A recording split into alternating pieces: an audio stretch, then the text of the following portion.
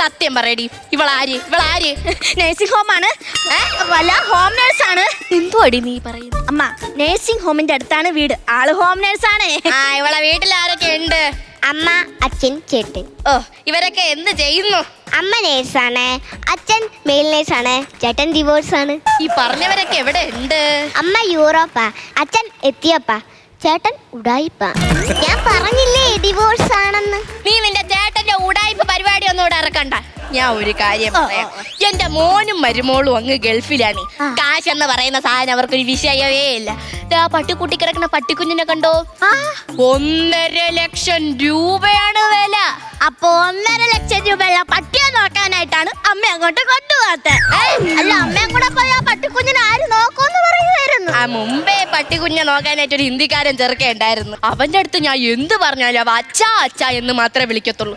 ഒന്നുമില്ലെങ്കിൽ ഞാൻ ഒരു അമ്മയല്ലേ, എന്നെ അമ്മ എന്ന് വിളിച്ച അവൻ ഇത്രയ്ക്ക് വലിയ കുഴപ്പം എന്താണ്? എന്നെ അച്ഛാന്ന് വിളിക്കാനായിട്ട് എനിക്ക് ചോദിച്ചില്ല. ഞാൻ പറഞ്ഞ പെട്ടി കിടക്കെടുത്തോട്ട് പാടാറക്കാൻ അവൻ പോയി. അമ്മ പറഞ്ഞ കാര്യങ്ങളൊക്കെ മനസ്സിലായി. എന്നാ ശരി, ഞാൻ പോവാനെ. കുറച്ച് കാര്യടി അവിടെ. ഈ പെണ്ണിന്റെ കുരുത്തക്കേടുകൾ ഞാൻ പറഞ്ഞു തുടങ്ങട്ട്. എനിക്ക് നൈറ്റ് ചപ്പാത്തി മതി, അത് നീ പരത്തണോന്ന് ഞാൻ ഇവളെടുത്ത് പറഞ്ഞു. എന്ത്, അവളെ പരത്തിയില്ലേ? പിന്നെ ഈ അടുത്തുള്ള എല്ലാ വീട്ടിലും ചെന്ന് എനിക്ക് ചപ്പാത്തി കൊതിയാന്ന് പറഞ്ഞ് പരത്തി. അമ്മ ഒന്ന് ക്ഷമിക്ക്. ഒരു ജോലി ഇല്ലെന്ന് പറഞ്ഞ് കുറച്ചു കാലം എന്റെ പുറകെ നടക്കുമായിരുന്നു. എത്ര കാലം നടന്നു? ഈ 2 കാലം കൊണ്ട് ഇങ്ങനെ തറുതല. ഇതാണ് ഇവളെ മെയിൻ പ്രശ്നം. എടി, നിനക്കൊരു സാമാന്യ ബോധമുണ്ട്? ഒരാളെ വീട്ടിൽ വിശേഷിച്ച് വന്നേക്കില്ലേ, പോയി ചായ ഇൻഡക്ഷൻ കുക്കറിൽ പെട്ടെന്ന് ചായ ഇട്ടിട്ട് വാ. ഞാൻ ഇൻഡക്ഷൻ കുക്കറിൽ ചായ വെക്കൂല. എന്ത്? ഇൻഡക്ഷൻ കുക്കർ എരി ഒരുപോലെയാ. എന്ന് വെച്ചാ 2 കരണ്ട് കഴിഞ്ഞു. ഒരു തമാശയാണെങ്കിൽ ഇവള് പറഞ്ഞ കറക്റ്റ് ആട്ടോ. കറണ്ട് തിന്നും. പിന്നെ അമ്മ, ആള് പാവ.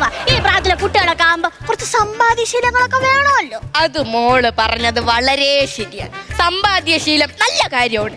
എനിക്ക് സമ്പാദ്യശീലം പഠിപ്പിച്ചെന്നത് എന്റെ അധ്യയനാണ്. പുള്ളിക്കാരനാണെങ്കിൽ ഒരു വേട്ടക്കാരനായിരുന്നു. ഒരിക്കൽ അദ്ദേഹം വേട്ടയ്ക്ക് പോയപ്പോ നടുകാടായപ്പോ ഒരു പന്നിക്കൂട്ടം. ആ കൂട്ടത്തിൽ ഒരു കുഞ്ഞു പന്നിക്കുഞ്ഞ്, അല്ല കുഞ്ഞു ഒരു ചെറിയ പന്നി. അത് മതി. ഇദ്ദേഹം നേരെ പോയി ആ പന്നിയെ കയ്യിലെടുത്ത് അതിന്റെ മുതുകത്ത് പിച്ചാത്തി വെച്ച് ചെറിയൊരു ഹോളിട്ട്, എന്നിട്ട് എന്റെ കൊണ്ട് തന്നിട്ട് പറയുക, ഇന്നാ കൊണ്ടുപോയി പൈസ ഇട്ട് വെക്കേ. അങ്ങനത്തെ ആളാണ്.